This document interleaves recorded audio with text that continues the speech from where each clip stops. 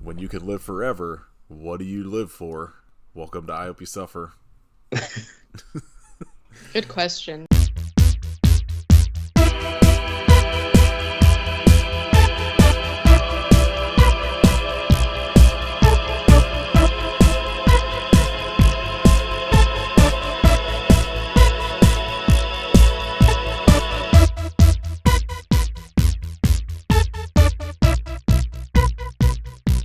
Look, straight up, immediately, out of the gate. Last Vampire on Earth was a better movie. 100%. Listen, I wouldn't expect you guys to understand it because this movie is for all the hotties out there. Wow, rude. Well, I'm just stating the facts. She's not wrong. That's fine. I'm gonna hang out with the Uggos in the Last Vampire on Earth. Yeah. We're curing cancer, Katie. Okay. I know, No, right? I will AIDS. admit. Yeah, whatever. AIDS, One of those. There's no. Bella doesn't have a gun. That's a misstep for sure. Yeah, this movie. If every scene Bella was in had a gun, never used it, just holding a gun. She's just holding it every scene for no reason. I love that. If this movie has anything on Last Vampire on Earth, it's the baseball scene. It's that. Baseball scene rocked. Okay. Literally the best scene of any cinema ever. And Chris came in to eat lunch, and I was like, "Wow, you literally came in at the best time." And it was like, "Boo, baby, get the favorite," you know that song. I don't know the words, but Okay, so we'll get into this. This is episode 250 of I Hope You Suffer. Ooh, 250. That's a good one. It's Katie's birthday the week that this is coming out, and so Katie picked Twilight for us to watch. Actually, the fans picked Twilight. The three people on Twitter that were like, "Yes, There make was those dipshits watch Twilight." There was at least 10 people. One person voted no, and I don't know who it was. Was it one of you? Was it really? I think probably. I probably just voted yes because I just figured I didn't care what Yeah. One thing. I knew no one else was gonna vote no, so. And if it wasn't one of you guys, then that's very rude of you. But it's still one, and here we are.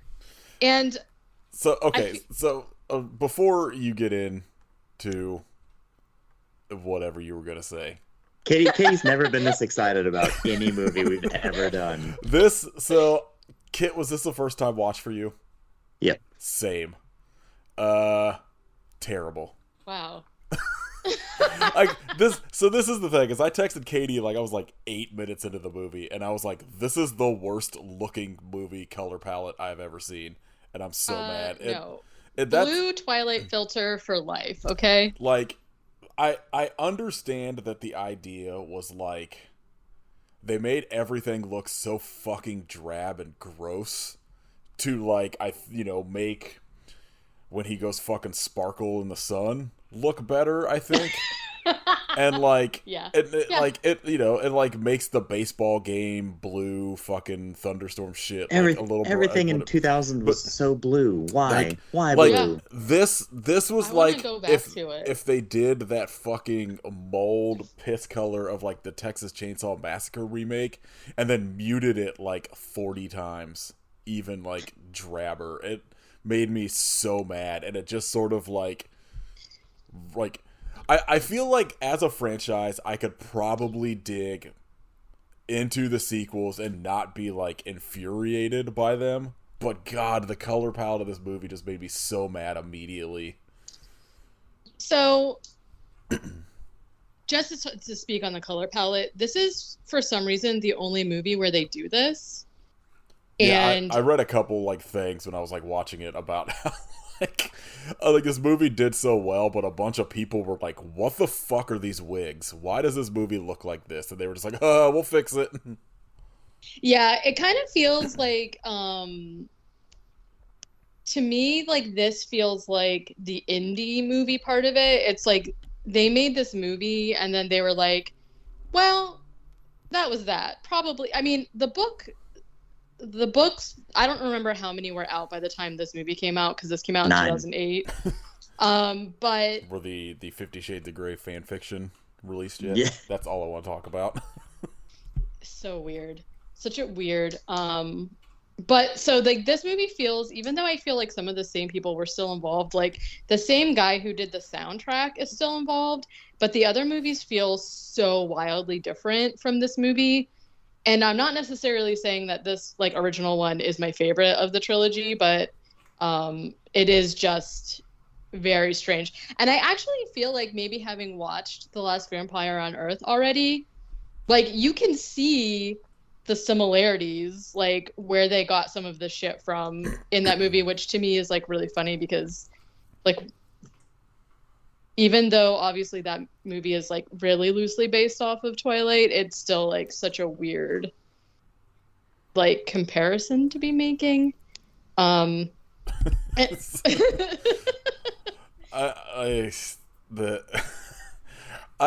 hated this. Just I don't know. I texted Katie. I was like, "This is my new low bar," and she was like, "No, it's not."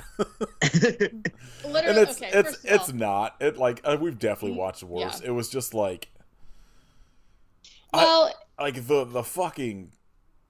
acting in this from actual legit good actors is baffling to me. Mm-hmm. Yeah.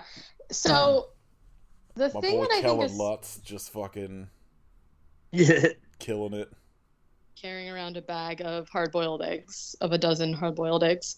It is really weird because, first of all, some of the people are totally fine. Like Charlie, her dad, we stand Charlie. He's great, amazing. He's fine. He's probably, as the movies progress, he's great, amazing. He's fine. he stays funny. He's like kind of the comic relief. He's great. He's like maybe the best guy here, even though he's a police officer. But it's weird because it's like some of the actors in this movie are just doing their worst. Like we've already talked about before how like Kristen Stewart and Robert Pattinson are like normal people. Obviously this movie came out in 2008, so they were like, you know, younger. This was their break. Like this is the thing that like made them like, you know, stars. Yeah. Or whatever. Right. And so like even if you watch other movies from around this time, like the acting is bad. First of all, one of my favorite things about this whole series is how much Robert Pattinson absolutely fucking hated being in these movies. And they like essentially just like forced him to be like, he almost got kicked off, I think, a few times or whatever. And originally, I think they wanted Henry Cavill to play Edward, which I think is funny to me. It would have been awesome if he did, but he just had like the Mission Impossible mustache still. I love that. And this is blatant fucking 40-year-old with like, I don't know, 19-year-old Kristen Stewart. Honestly, that would be hilarious. Because, like, I mean, he doesn't look 17, which is how old he's supposed to be in this movie. Like, his body is supposed to be 17. And he's like, I don't know, 100 and whatever the fuck. Who cares? But it's like him obviously playing this character as if he like fucking hates his life, right? And then Kristen Stewart, who was in like Adventureland around this time, being very normal. And so like if you've read the books, like she is like pretty much acting the way Bella acts in the book. So it's like, yeah, the acting is terrible to watch, but like she's kind of doing it. She's kind of doing what was intended, which is terrible. Then you have like some of the other people who are like just normal actors being normal. They're normal in everyday life. And then you have some people like the girl who plays Alice, Ashley Greene. This is the best acting she's ever done that I've seen of her in this movie, except for she's in another movie called Bearing the X, which is like one of my favorite movies, where she plays like a zombie kind of. So it's like whatever. But this is kind of like her best. And then fucking Jasper, who is her crazy ass Confederate soldier vampire boyfriend. So fucking weird. So I don't know. Oh man, that dude's got a fucking perfect career of all of these. The fucking M. Night Shyamalan Last Airbender, Big Stan, hell yeah, fucking Rob Schneider. Just great, killing it. Banger after banger. It's just weird when you have like all of these people together, and then obviously Taylor Lautner, who they actually wanted to recast after this movie, if you can believe it. I was honestly surprised Shocked. how fucking little he was in this movie. That's why they wanted to recast him because, like, you don't really get much of him in this movie, obviously, because, and this is, He's so bad. Yeah, he's terrible. So bad. They gave him his own movie after this. Like, yeah, they did. They sure did. And I think, I don't know how much notoriety he had at that point as being Shark Boy, but it's like a big deal now, even though it's 2023. I don't think I realized that. I knew he was in that movie, but I don't think I realized he was like the kid in it. Yeah. And so they wanted to recast him because, like, in the second movie, New Moon, it's kind of more about him and Bella. And so they were like, well, he's supposed to be fucking ripped, and you are tiny shrimpy man.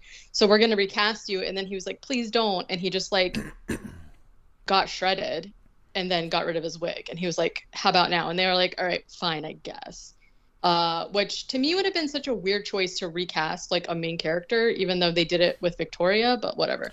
Anyway. Do you know if this was made specifically with like, they already were like going into production on the sequels, or was it like, because like they do a bunch of shit where they're blatantly setting up like sequels, but like I didn't know if this is one of those things where like now they'll we're making a new Harry Potter, we already know we're doing fucking 10 seasons or like whatever, they've like right. Shit like that, like, because like I was baffled by like the Jacob shit in this movie, like just knowing that like how much like Team Edward, Team Jacob shit comes later, that I was just like, this dude's entire role was to just show up and be like, my dad said you shouldn't date that guy, and then he's just like bye, and flips his fucking shitty wig and walks away. Walks away into the misty woods. So the movie came out in 2008, and I don't remember exactly if the movie was already out and doing well, but they didn't start production on New Moon until 2008. So they kind of, that's why I was saying earlier, I feel like they weren't like, people knew about the books, but they weren't like super, super popular at that point. Like, I feel like the book series took off after this first movie came out. So they kind of like made the movie and they were like, here it is. If it stays like this, like, who cares? Here it is. And then it did so well that they immediately started making or going into production or whatever on the second one. It makes me even madder that this is the reason the books became so popular. Yeah, and I will say, I texted you, I was like, I know I'm watching this for the first time as like a 40-year-old man, and this is 100% not for me, but I was like, I'm baffled that this became as popular as it did based off this like first movie. Because even Caitlin, like, I think all baseball, bro. Yeah, it's got to be the baseball. That's the only. It's the baseball. I feel the people wanted like a Shaolin soccer style spinoff where it's all vampires playing baseball. I would and honestly thunderstorms. legit would have watched an entire, hour and a half movie of them playing baseball. 100%. Just a fucking one full movie could have been a baseball game between werewolves and fucking vampires. They should have done, but do it like. Do either of you remember like the Rock and Shock softball games MTV used to do? It'd just be like that, where there's like weird obstacles and shit. Yeah, I don't know. They should have like remade a league of their own, but vampires instead of women, specifically women, like vampires of all, types. I think my biggest problem with this movie was like, nothing fucking happens for the first hour and 15 minutes. Yeah. And it's literally until you get to the baseball game that you're like, it's just like fucking mopey Edward and like, I don't know, like Kristen Stewart doing whatever the fuck she was doing with her character. Like just doing nothing, and then Anna Kendrick popping in being like wildly bubbly. Yeah. It's funny because she also like I don't have any opinion on her as a person or whatever, but it's funny because she's like famously known for like forgetting she was in Twilight until somebody says something and then she's like, "Oh my god, I forgot I was in Twilight." She's one of those actresses that I'm not a fan of, I'm not a fan of, but she's always like pretty good when she pops up and stuff. Yeah. Like, Caitlin made me watch Pitch Perfect, like, I don't know, Oh my sometime God. last year, and, like, it's bad, but she's pretty good in it. Yeah.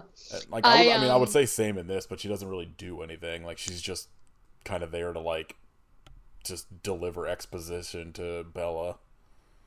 Yeah, I mean, as I was like taking notes on this, I was like, there is kind of nothing that happens, but it's like, and I was like, I fucked up. I should have just had you guys watch Breaking Dawn Part 2 with like no context for anything else that happens, because the storyline gets like fucking so wacky. I mean, look, all we have to do is continue this podcast for 4 more years, and each of your birthdays we'll just do a Twilight. Episode Okay. 1000. All right, I like it. Let's do that.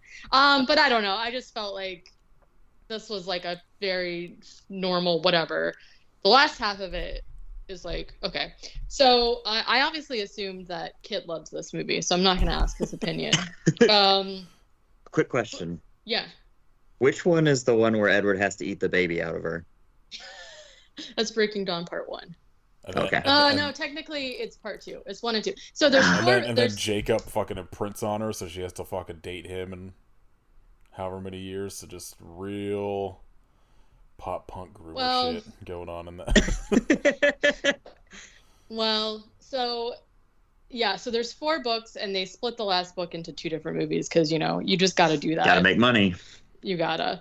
And I don't know. The shit that starts happening is just like very crazy, and I think this is like interesting because this came out in 2008.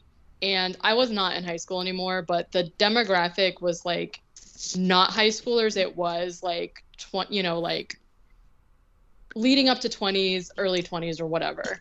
And it feels crazy to me that this movie came out that long ago, because this is like one of the first things that I can look at in my life where it's like in 2008, people, I don't even know what they call Twilight fans actually. Twihards. Is it? I don't know. I've heard that before, but I don't know if it's a joke from like a 30 Rock type joke or if it was a real thing. So I just, in my head though, that's just always like. Well, whatever. So this came out in 2008. I watched it. I read the books, and like, the books aren't great. Do we love them? Yeah, because it's just Stephanie Meyer just is like a crazy kooky lady. Yeah, Twihards is legit, and they're also known as Twilighters and Fanpires. Fanpires? Yeah, F-A-N, Pyres. No, terrible. Hate it. Twihard is fucking bad, but it's better than those other 2. Yeah. Sounds like it's an insult. Yeah. Yeah. Well, it's fine. Which is probably for the best. Honestly, yeah. This came out in 2008. We loved it. I think the last movie came out in 2012 or something like that. So they came out. Was this peak working at Hot Topic era, Katie? I actually no. Or was this GameStop? I actually this got her into Hot Topic. This was GameStop because it was this, and then it was Hunger Games, and I started working there after Hunger Games wasn't really a thing anymore. So I didn't start working at Hot Topic till like 2013ish. So this is like way later. But like groups of people, I'm gonna call us. I don't know. I need to think of something else because I don't like any of those. You're a fan. We're like just legit. Vampire. We're like legit into it. We loved it. We're like, well, this is like a whatever. It's great. Then we grew up a little bit and reimagined, and we're like, okay, well, it's fine. They're not actually great. Actually, obviously, there's like some problematic stuff in it as we go on. We will, whatever. And then it's come full circle to about like 2 years ago. Twilight started becoming really popular, like on the internet again, and mostly like on TikTok and stuff. So it's like come full circle to the point where it's like nostalgic to us that we love it again. But we can look at it and be like, okay, like these aren't the greatest thing ever. However, they are the greatest thing ever. And well, I feel like that's pretty like that's kind of how, especially when it comes to sort of like that, like a thing that like blows up because of like a teen girl fandom, right? Where it's like I mean like it, even to like some extent, I'd say like the Harry Potter stuff, where it's like I feel like a lot of the Harry Potter stuff at this point is literally just being carried by like 30-something-year-olds that read them when they were kids and just can't fucking let it go now. Yeah. Because it doesn't really I guess granted, I'm not really in contact with a lot of like, you know, kids anymore, other than like Caitlin's nephews. But like, it doesn't seem like that shit's like a thing that takes off with like teenagers anymore. Like they've moved on to like whatever, and some reason, they keep trying to wring every fucking dollar out of that franchise from dummy 30-something-year-olds now. Yeah. And Yeah. Twilight, at least, like, I feel like Twilight is one of those things that's like perpetually popular, but not like to the extent where they're like, what if we make more movies? What if we do a new TV show? Hey, here's a Twilight baseball game. Although Yeah. they should make that. Make fucking, just port like whatever, MLB? Is that baseball? Yeah. Yeah. Just do like whatever fucking like, you know, MLB video game, but just put like the Cullens in it. I would buy that A so lightning fast. strike every time they hit a fucking baseball. Someone yelling, "My monkey man!" Yeah, this is like kind of like maybe the issue with like a lot of other fandoms is that like you have like you're saying with the Harry Potter, where it's like people are fans and they're always going to be fans, and they keep giving them stuff and they keep giving them stuff and they keep giving them stuff, and then they're like never satisfied or whatever. And then like people who were like, I'm not going to say that I'm like die hard for Twilight. Like I'm not going to go to my grave being like, yeah, it's fine. I'm not. But obviously like this series is important to me because of like what I just said. It's like the one thing that like I was a real person cognizant of it coming out, and then, you know, all these years later, whatever. But it's like, yeah, so it's like people who read this book whenever it came out, and then they've been supporting it and getting no new things since like 2012.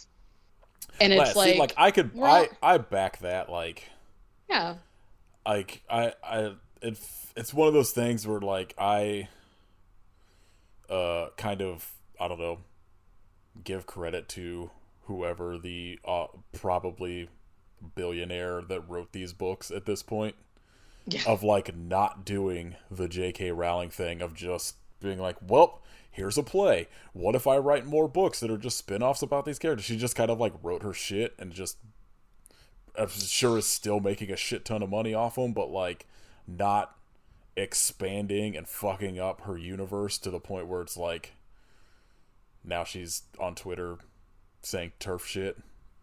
Yeah, and I think like I don't really know a ton about her as a person. Obviously there are some things in her book she wrote that are like questionable. But a lot of it is like pretty normal stuff, like kind of like appropriating the Quiliad tribe, which is like people who lived in the actual area, like they're real people who exist, and like obviously she kind of like appropriated that into her story or whatever. But that is not that I'm defending it, but it's kind of common for like an early 2000s like media, right? But she's, as far as I know, I don't follow her or anything, but she's not obviously in the news saying she didn't just decide to shit. Like make her entire fucking personality something shitty. Yeah. And she is a Mormon, apparently. Oh, very exciting. Wow. Well, then you can see why this love triangle. Why no one's banging? Why this is the most sexless fucking teen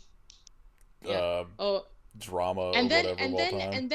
and then when you get to the point where there is sex, it's very weird, and now it all makes a lot of sense. Yeah. But like, who so doesn't want to be in a love triangle between a vampire and a werewolf? That's all I'm saying. Me, fuck werewolves. I know you're a werewolf girl, but like, you're a wolf girl, but like, the minute I met a vampire, I'd be like, turn me immediately. So obviously we don't have the full context here because we've only watched the first movie. But if you guys were to say, are you Team Edward or Team Jacob? Team Edward. Jacob's hair's fucking gross.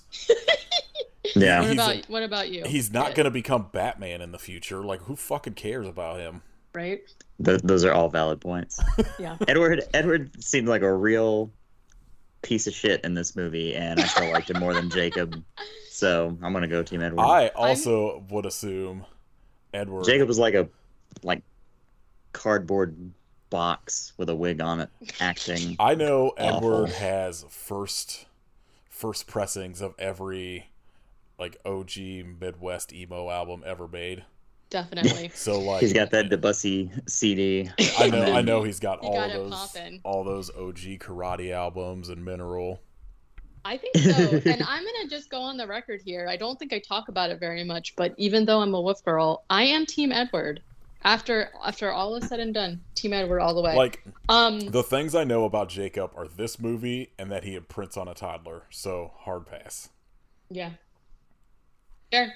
He's also the quintessential nice guy. And as we know, nice guys are not really nice guys. My neighbors who literally never mow their lawn are mowing their lawn right now. So if you hear that, sorry. I feel like... Is it your Joker neighbor? No, it's the other neighbors. The Joker doesn't mow his lawn. Kind No, of stupid question yeah. was that?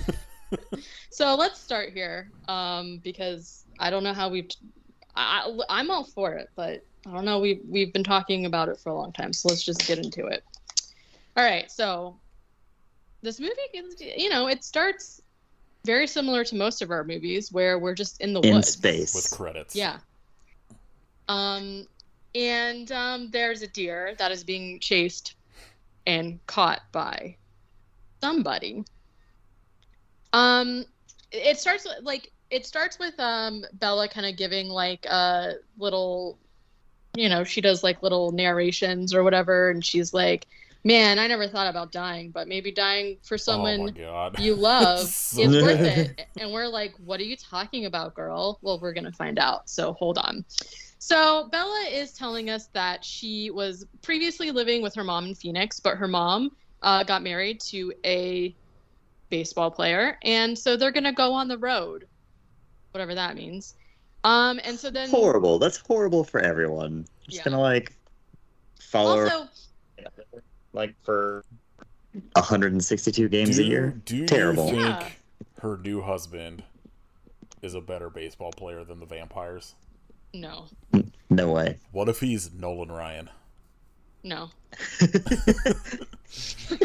She married like a 70-year-old Nolan Ryan. She married Randy Johnson for obliterating that fucking bird. Yeah. I just want to point out that like they made her mom seem just like a fun little ditzy lady in the movies. She's a piece of shit in the books. She's just like your classic like can't get her shit together enough to take care of her child kind of like mom. And so I don't appreciate them being like, haha, she's so funny. Anyway, they're gonna go on the road to do some baseball, and so Bella has to move to Forks, Washington to live with her dad. Terrible name. Who is the chief of police, and his name is Charlie.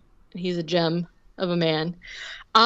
I do want to say, like, you were talking earlier about the blue filter and how they were trying to make it seem like miserable, and all of the stuff that they're trying to do to make Forks, Washington seem terrible, I want it. Seems delightful to me.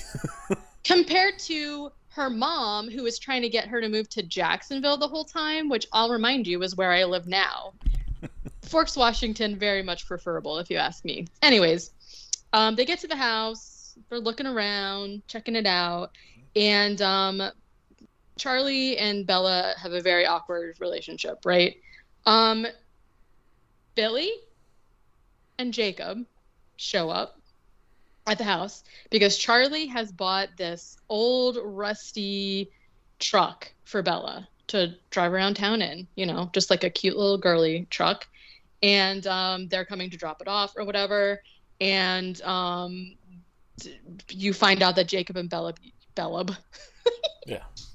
Team Team Bellab used to make mud pies together as babies. And she's like, cool, very nice.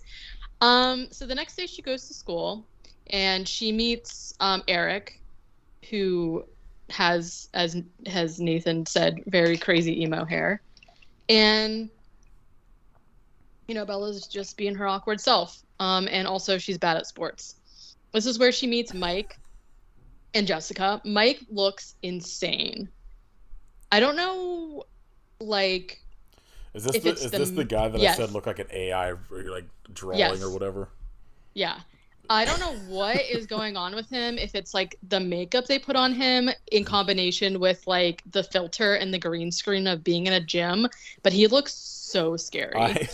I appreciate how they made everybody besides Bella and Edward in this school like just seem like they fell straight out of Mean Girls. Because every other kid in this school is like so like over the top and kind of bubbly that like Bella interacts with. Yeah. And like, and then there's just these fucking two mopes falling in love with each other. Listen, maybe that's why I identified so much. I'm definitely a mope. But so she meets Mike and Jessica. Jessica, like we said, is Anna Kendrick, and so of course she's like, "Oh my god, hi! Like I thought people from Arizona were tanned and stuff." And then Bella is just like fucking weird, right? At lunch, Bella eats with them, with the people that she just met, and the boys are just being like fucking gross about her. And then we also meet Angela. And then walks in the Cullens, and Bella's like, who's that? And then so Jessica explains that the Cullens are all foster siblings together, but they're all obviously together, which is very weird, and I agree, kind of gross, because if you don't know that they're vampires, the idea of somebody adopting children and then having them like live in the house together and be dating is like very weird and gross, and they don't like hide the fact that they're coupled up either, which I think is so strange. So maybe like, yeah, no, I get that they're not blood related, but it is very weird. So we meet Rosalie and Emmett. Again, Emmett walks in holding a giant bag of hard-boiled eggs, if nobody noticed. Emmett Kellen Lutz. Yes. My favorite thing that came from these movies is the episode of 30 Rock where they introduced Kellen Lutz as Lutz's nephew. And he like everyone like doesn't believe that they're related, and so when he shows up and he's the weirdest person on earth. Like he sits on his uncle's lap and feeds him marshmallows. And it's Kellen Lutz just doing like this weird not accent, but like just effect with his voice. I don't know. It's very funny. That's all I could think about every time I saw him, especially that he's carrying a bag of eggs. Yeah, it just seemed on par with like his 30 Rock version of himself. Yeah, and apparently that was a choice that he made. It wasn't like written into the script as his character. It was like just a choice he made because he's like buff, right? So he just was like eating the eggs. He is the best actor in this movie. He's great. And then we meet Alice and Jasper. I just want to reiterate, we don't see this in this movie, but in later movies, we kind of like see everyone else's backstory, and Jasper is canonically a Confederate soldier, and like everyone's just cool with it. It's like totally fine. And then we see Edward, of course, and he is by himself, and he's different because all of his siblings are wearing all white outfits, which is very strange, but he's wearing black with a leather cuff on his wrist and tight pants because he is cool. He looks so weird in this movie. Like I realize it's like it's been, like 15 years since this came out. Is that correct? I don't know math, but definitely. Yeah. But like he just, I don't know, I guess I'm so used to kind of like cool Robert Pattinson now that he just looks so fucking strange in this movie to me. Yeah, the weird like highlights in his hair. Obviously he's got like white face. They all have crazy white face powder on, which is like, I have a DVD, just a regular DVD set. Like this DVD doesn't even have subtitles on it. So watching it on like like a smart TV was like insane. Their eyes are just fucking bugging out because of the contacts. It's crazy. Do you think oh my gosh, Edward has ever eaten lobster? Yes. And do you think he liked it? Like as a person? Yeah. Yeah, definitely. That's wonderful. How much do you think he farts? A lot. Absolutely. Blood is very, very commonly known to be a gas. Yeah, it's got a lot of gas in it. As long as he's lived, how many mermaids do you think he's fucked? Oh, at least 2. I want to actually just say that Edward is actually a virgin. Is He's- that I don't is that believe that. canon in the books or Yeah, something? yeah. He's waiting for marriage, and he's 170 What? whatever the Yes, fuck years old. this Yeah. checks out. Embarrassing. This checks Yeah. out if it was written by a Mormon. Yeah. That's why I'm saying it all makes so much sense to me now. What kind of fucking loser vampire do you have to be a virgin? You know, Jesus. How old was he supposed to be? He's over 100. Like 100 something? he died during the Spanish influenza, which was 18 19. something. Oh, Was it 19. I thought it was 1918, right? Or You're probably correct. 11. I haven't written Early down to 1900s, sure. I think. We'll get to it. Yeah. So he died at Oh. 17, Spanish influenza. Just Yeah. jerking off for 100 years. That's Yeah. entirely too much. I mean, they don't sleep. What else are they doing? You know what I'm Oh my saying? god, he's gonna be jerking off even more than a normal person who has to Right. sleep. Like Right. I saw That's so much worse. I saw how he reacted to getting all horned up kissing Bella in the bedroom. Mm-hmm. Like, That's what I'm saying. Just You think just like how he just like, Oh my punches God. his dick whenever he gets a hard on? He's like, no, you stop. 100%. That's why None he's of always that. holding his jacket in front of him. That's why, and then he stalks away all weird. He's like, oh, gotta go take care of this. do these movies get like at all I know that they have a baby, but like are they Mm-hmm. at all remotely sexual, or is it just all that sort of like asexual like love teen drama type stuff? No, I desperately need us to watch the movie where they have sex for the first time, because it is a sight to behold. Are you gonna make us and- do all fucking 5 of these in a row? Listen, I feel like we really should, but I'm not going to force anybody. Like, we could maybe do them for a bonus episode or something. So we recently, actually last year, it was like me, my husband, my sister-in-law, and her husband. My brother-in-law, had never seen the movies, and we sat down and watched all of them, and it was one of the greatest experiences of my whole life because of the thing that happens at the end that is like so insane. Okay, so here's the deal.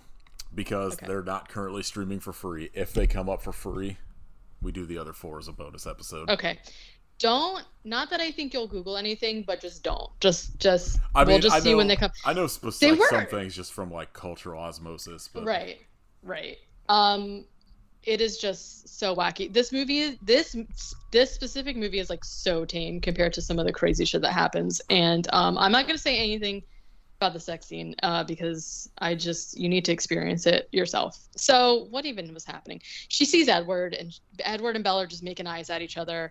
Jessica is like, don't even waste your time. And Bella's like, like I was even going to. But guys, she totally is. Bella goes to science where she sees Edward looking like he's going to throw up all over the place. He's just looking at her, holding his nose, and he's like, oh, God.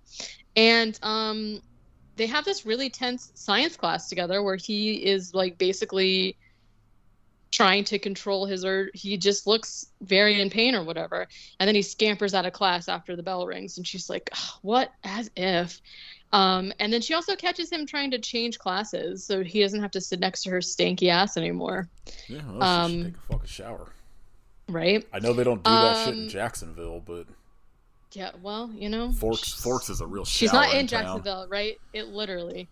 So then we get the famous scene in the diner where Bella does not know how to use a ketchup bottle. I didn't notice that.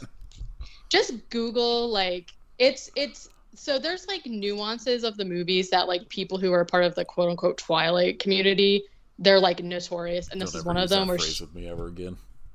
Notorious. No, Twilight community.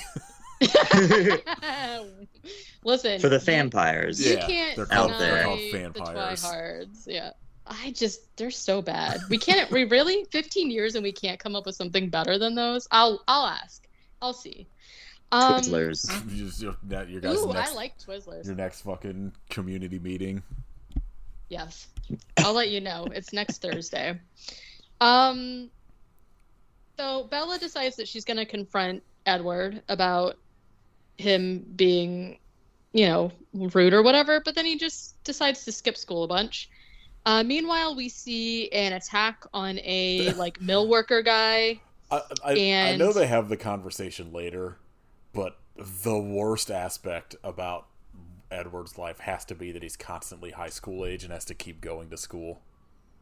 Awful. I would 100% just be like, fucking spike me, end this shit. This sucks. Like, just don't go to school. Like, who's gonna stop you? Right. Like, why do you need to keep up appearances? Like, I don't know. Because, and also it's like, it's not, because I guess like part of it is that they want to be a part of society and like not get ran out and have like normal lives or whatever. Idea. But I'm like, that's why I'm like, why? But why though? You guys look like adults. You could easily like you could just do whatever you want. I don't know. Well, and yeah, whatever. Okay, so yeah, this mill worker gets attacked, and then Charlie is like, there was an attack. I'm gonna go check it out. And then she goes back to school, and it's a rainy day, and Eric goes, "How you liking the rain, girl?" Because he's real cool. And it's raining, and so Edward's finally back, and this time, he's like all formal and nice and stuff, and she like sits down next to him, and he's like, "Hello," and she's like, "Hey," and they're just like having small talk or whatever, and then they're like kind of like flirting or whatever, and then he asks if she likes the rain, and she said she hates cold wet things, and Edward's like, "Damn, oh shit." Get out of here, frogs. Yeah. Bella notices that like Edward's eyes are a completely different color, and she's like, "Hey, what's up with that?" And he is just like, "Oh, it's the fluorescence," and then he scampers off again, holding his jacket in front of him. Yeah, he's got a huge erection. He's like, "Oh man, she noticed my eyes changed color. That's hot." He probably wasn't. 100 years with a boner right there. Yeah. That's what his like memoir should be. Instead of Midnight Sun, it should have been like 100 years with a boner. 107 years of jacketed. Yeah. After school, so it's like rainy and stuff, right? And we've already whatever. Bella is in the parking lot just like chilling, and then for some reason somebody is driving a van really fast and like skids around, and it goes out of control, and it comes straight at her, and it almost kills her, and it does. The end. Could you imagine? It would be incredible. But at the last minute, Edward leaps in between them and literally just punches the van away so it doesn't crush her, and she's like, "Oh my gosh, that was crazy." Meanwhile, during like all of this stuff that happens between Bella and Edward, they always just like show a shot of like the rest of the Cullens just like sitting there like all mad. They don't seem like a fun bunch of people to be around. No. It explains even why like Edward just sits in his room jerking off all the time. Yeah. Do you guys hear that crackling? Yeah. Yeah, I'm listening. Okay. I'm listening to an old record. Okay, cool. Edward's sharing his jamming playlist with you. Mm-hmm. It's just nothing but Bon Iver. I do want to point out too that the soundtrack to this movie is off the charts, and it's like the second best-selling theatrical soundtrack of like all time, right behind Chicago. Oh. literally said out loud, "What the fuck?" whenever the end credits hit and fucking Radiohead came on. And I was like, what is happening in this film? Also, Paramore Decode was like the first single off of that, even though it's not even. I don't think it's in the movie. It's at the very end of the credits. Oh, okay. Because I skipped through to like I didn't know if they would have anything like after the credits or whatever, so I just like skipped through and like I think the last like 40 seconds I was like, is this Paramore? Yeah, gotta say, banger song, banger. Okay, Edward has saved her life, right? Cullens are mean mugging, of course. They just like drive around in the convertible and like mean mug at whatever poor Edward's doing. He's not even. They treat him like the young little stupid idiot brother, and he was like the first person that Carlisle turned. I think. All So I like, can fucking calm down. think about now is every scene of this movie is Edward's hiding an erection now. I just like have the image like him when he first walks into like the fucking cafeteria. And he just has that weird fucking sullen, embarrassed look, and I'm like, that dude's definitely got an erection in that scene. Yeah, that's what's happening. So cut him some slack. Okay, But Collins just are made mad. this a 5-star movie for me. They're perfect. See, I just knew my insight would just really help you. Just really appreciate this for what it is. It is 2 hours of vampire boner, honestly. So they're at the hospital. We meet Carlisle, who is, you know, the Collins' dad for intents purposes, and he is a doctor. And so really, like, for whatever reason, they're a coven who wants to stay together. And so the point of them going to school, like, as far as the storyline goes, right, is because he is a doctor and he wants to be able to, like, stay in the town and help people. And so the younger the Collins appeared, the longer they could stay there without people being like, why do you still look the same age and it's been like 15 years or whatever, This you know? family has the absolute worst vampire priorities. Like, honestly, yes. If I was a vampire, I would 100% be like 30 days a night. Just eating constantly. Yeah, well. Now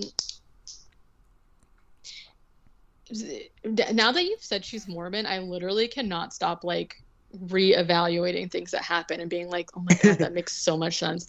Okay, so yeah, it definitely put a lot of stuff that I was like, this is strange, like, into context. Yeah, they meet Carlisle, and she's basically just like, well, I would have been dead, but Edward saved me. He was very strong and fast and cool. And Carlisle's just like, sounds great, see ya. And then she sees Carlisle. Rosalie hates Bella this entire time, by the way, obviously. And Edward kind of like having a argument in the hallway, and she just like creeps around the corners, just like staring at them until they notice her. And so then Edward comes over and is just like, hey. And Bella is just like, what the fuck? Like, are you going to tell me what happened? And he's basically just like, no. And no one's going to believe what you say, you idiot. And then he walks away. And she's like, oh my God. Bella has a nightmare. She's laying in the weirdest position ever in her bed. I don't know like what's going on with her there, but when she wakes up, she sees Edward in her room, but then he's gone, and she's like, well, that was weird. At school, Mike, the AI generated boy, asks Bella to go to prom, and she is basically just like, yeah, no, I don't think so. Why don't you ask Jessica? And he's just like, okay. So he has to ask her like 3 times though. Yeah, she's just like, what? And he'll ask, and she's not paying attention. She's like, what? Ask again. It's like, I'm sorry, what are you saying to me? I don't understand the words. But it's like, bro, just fuck off. Look, like, if you're sinking shit. If he didn't talk like a fucking AI chatbot, then hello. Yeah, right. He like, yeah, it like literally. Hello, right? It's female like, human school person. It's like Bella. He walked up to Bella, and then she just kept pressing X to like speed through his convo, and then was like, wait, maybe I need to know that information, but just like couldn't, you know. And so then he's just like, okay, whatever. So he leaves. Then Bella grills Edward again about what happened. And he basically is like, oh, yeah, what had happened was I had a rush of adrenaline, and that's real, and you can Google it. And I was like, hit her with a Google. 2008, Google it, right? And then he's just basically just like, we can't be friends anymore. And she's like, oh, God, whatever. So then her friends invite her to La Push. And Eric says, La Push, baby. It's La Push. And she's like, am I supposed to know what that is? Hey, he just said it twice. What the fuck else does she want? La Push. So it's a beach, actually, you know, whatever.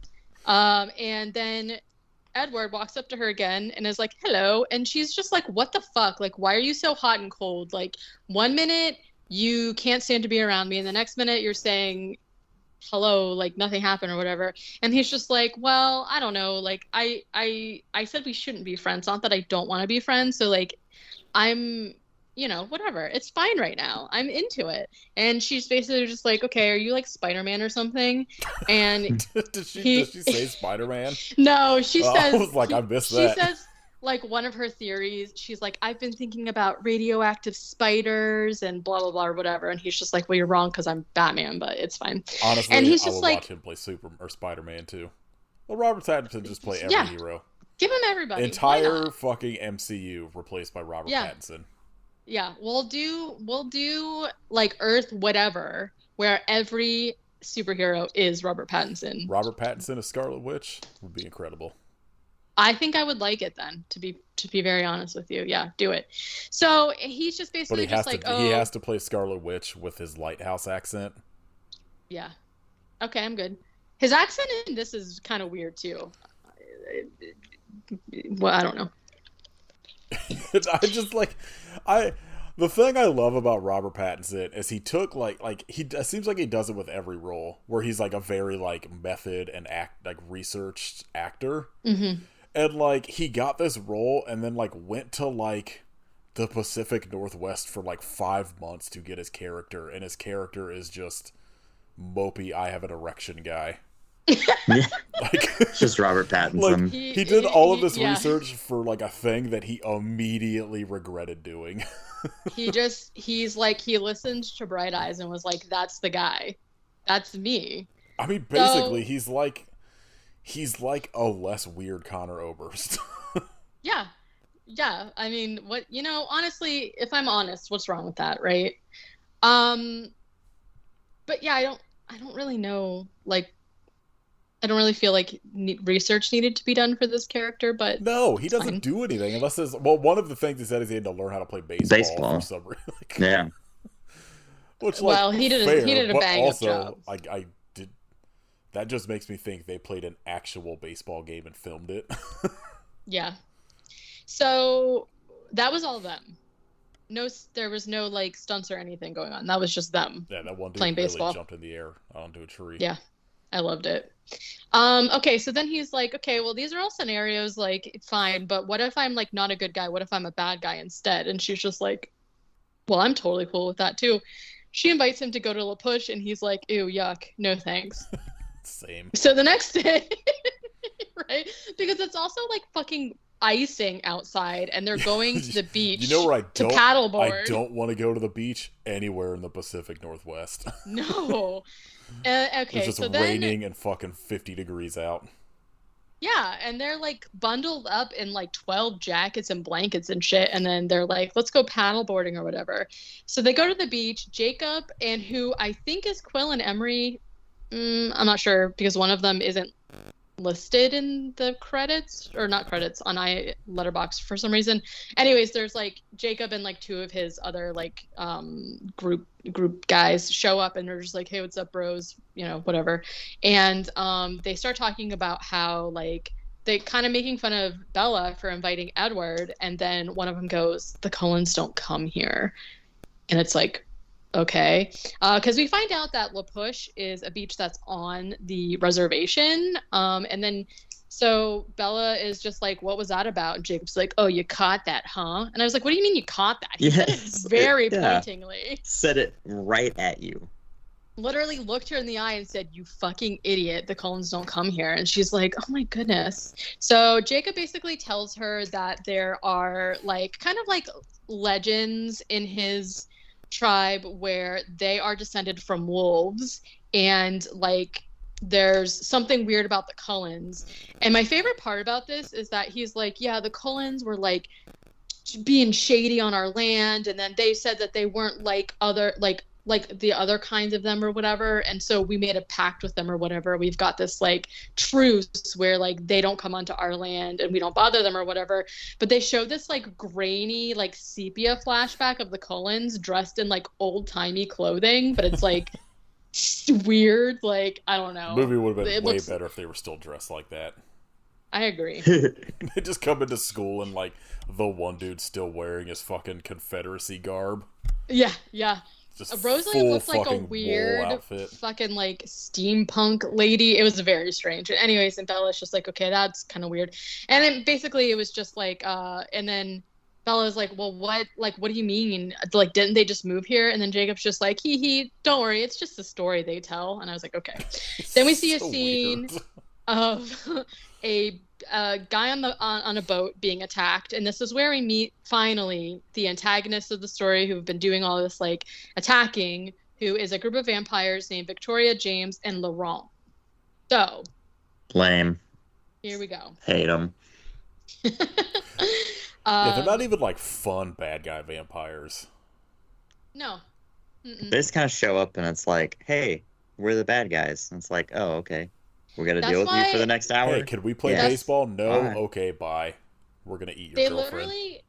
They literally get so pissed off. Like, they should have just let them play baseball, for honestly. real. Yeah, like, then you at least have someone to play against. So, Jessica and Angela want to go prom dress shopping, and Bella tags along because she wants to go buy a book from a bookstore. And it's about like local tribes and legends or whatever, okay? And then when she's leaving the bookstore, for some reason darkness has fallen. It's like fucking midnight now.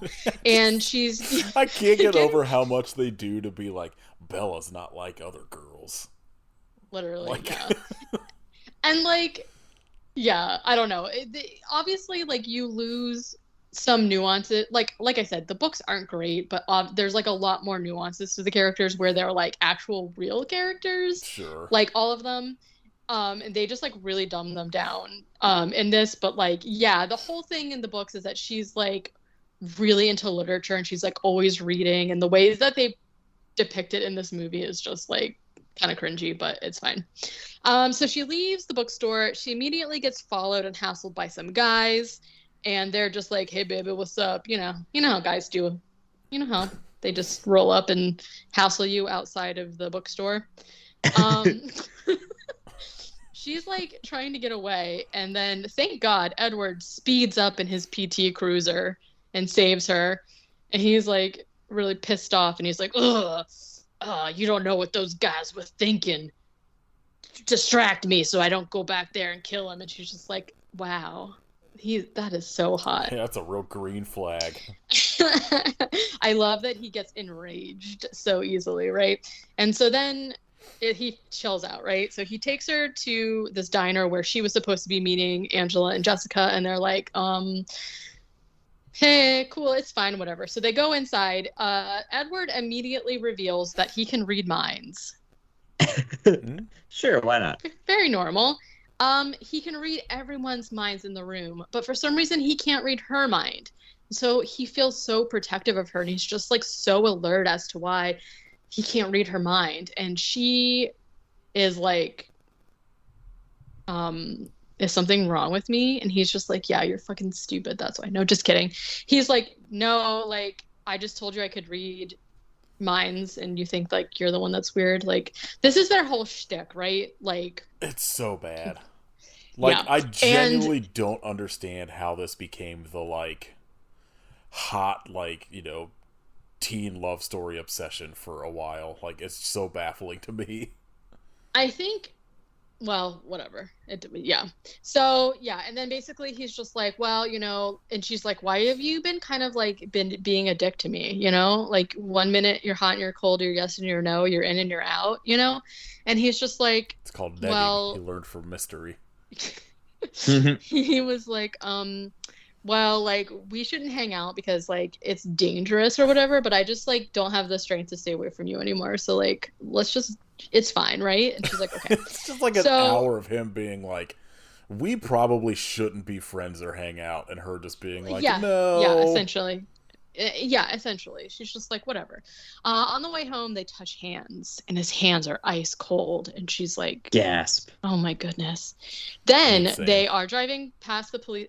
Actually, for real, me right now. When Caitlin and I, for their birthday the last 2 years, went to Chinatown and got aura readings or whatever. Mm-hmm. And both times, like, the lady reading the thing was like, yeah, that's it. Like, I see you have bad circulation in your lips. I'm like, you fucking bitch.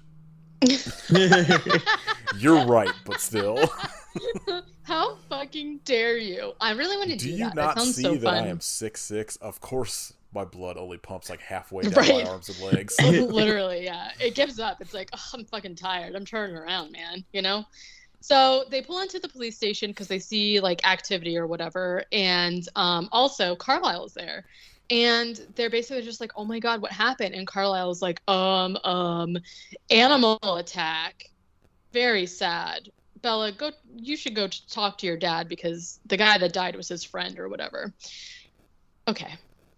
Then that night, Bella does some research. And my favorite part about this is that like she almost died kind of like trying to get this fucking book. She flips through one page and then reads the cold ones. Then she goes over to Google and she does the rest of her research on Google. So I was like, why did you even buy this book? First of all, stupid. So anyway, she does like a kind of like a research montage, which I love, of course. And she finally puts it all together, right? They show you keywords like cold hands, blood sucker, like whatever. They just like, you know, they Loves feed baseball. you. Yeah, if you didn't know, eternal boner. Have you ever seen a person where they've like every time you've seen them, they just had a huge erection? They're a vampire. Does your boyfriend scamper away every time you look at him? Look, that blood's got to go somewhere. Well, yeah. Fair. So she puts it all together. So the next day at school, they're both standing around and they spot each other, and then they slow-mo walk off into the woods, and nobody notices that they're literally climbing a hill to get into the woods behind the school. The running in the woods.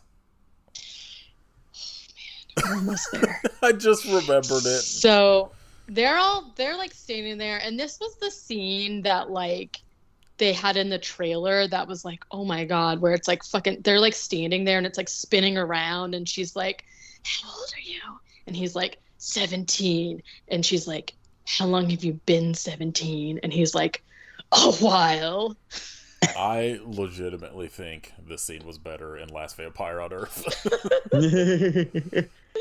I don't even remember it, but it was like, but it was essentially the same thing, right? It's essentially kind of the same thing. I just remember them like sitting somewhere having the like discussion of like, what are you?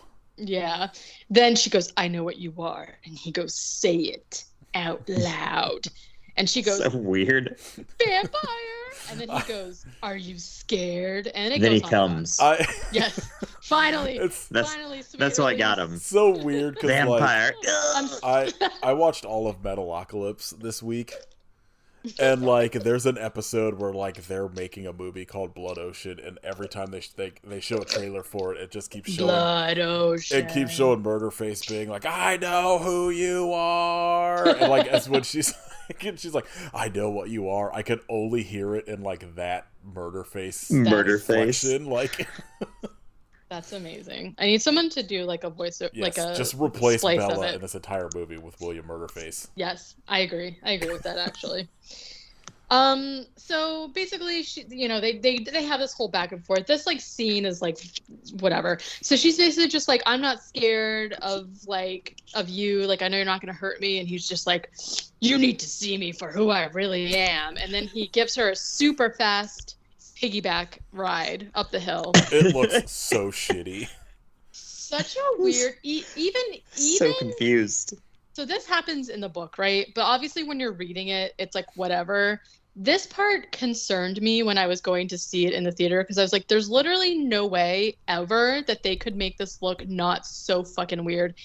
And there's like a scene later we're going to get to where it's like supposed to be romantic. And I'm like, this is terrible. So he she's on his back and he's just like fucking trucking it up the hill. And then he's like, this is what I really am. And he like stands in the sun. And of course we all know this is when he gets his sparkly skin and he's shining bright like a diamond. It legitimately did not look like what I thought it was going to. Same. It looks so much worse. Yes. It's strange. It's very strange. And even again, like I said, watching it on a DVD on like this TV, it looked even weirder. And she's just like, you're beautiful. And then he says, beautiful. This is the skin of a killer, Bella, which is, iconic. And then he just goes ahead and like demonstrates all the ways that he's dangerous because he can run fast and throw trees. And like then he says another green flag, that he's killed people. And she's just like, I don't care. Doesn't matter. I'm like, oh, okay. Oh, sure. All right. NBD. Yeah, whatever. Who hasn't in the Pacific Northwest, though? Fair. I mean, True. totally fair. So he's like zip-zopping around, like doing his vampire powers and stuff, and she's basically just like, well, like, what's the deal? And I just like the way you explain that, as he's just like showing off like all of the things he could do. he is. And he's like, my family are vegetarians. We only eat animal blood. But, you know, he still just really wants to take a little sippy sip of her blood, because he makes an analogy here, which I think is in poor taste. Which he says, go ahead. You're my own personal brand of heroin. Yeah. Incredible line. That better be in the book. I'm pretty sure it probably is. In hindsight, not great. Not a great thing to be saying, Disagree. but, you know. Pretty good. Very As a romantic. 22-year-old, you're like, oh my god, yeah. He's addicted to her blood. So That was like True romance. yes, literally. Could you imagine if someone said that to you? You're not gonna fall for them. oh my god, I would do anything for that person. Now you get it. You understand Twilight now. Yeah. That was the thing. So Just that one line. yeah, yes. It would have been incredible if like none of the like just he walks into the school and says that to her and it's just on from there. Credits. Yeah. Yeah, credits. The end. It just cuts straight to them having a baby. Yep. Yeah. Squirt burp. Honestly. And that baby is Blade. Oh man. Ooh. That would have been very cool. I cannot wait. Eventually, when these are streaming again, I literally can't wait. The shit that happens later, crazy. Can't wait. I've at least seen the CGI baby. Oh my god. Okay, okay, the CGI baby, but have you seen the practical effects baby that they made originally? Holy shit. That's the t-shirt. I'm sorry. That's going to be the shirt. That's going to be the shirt. Oh my god, these movies are a fucking nightmare. Yeah. Okay, so we only have an hour to get through the rest of this. We have a long way to go. So everything's fine after that, right? He says his line about the hit drugs, and then he says, so the lion fell in love with the lamb, which for some reason is the thing that people grasped onto and put in script on everything at the time, which very strange. They're fine. You know, they lay in a meadow together staring at each other, as you do when you are a teenager in love who can't have sex. I guess you just stare at each other. Belle and Edward show up to school together, and it's like scandalous. The other Cullen children pull up and mean mug them, as they are wont to do in this. Okay, so this is when we find out that Edward was dying of the Spanish influenza, and you're right, it was 1918. Carlisle only turns people who are dying. He gives them the chance to say, do you want to be a vampire? And then you're like, I don't know who says no, but he was like, yeah.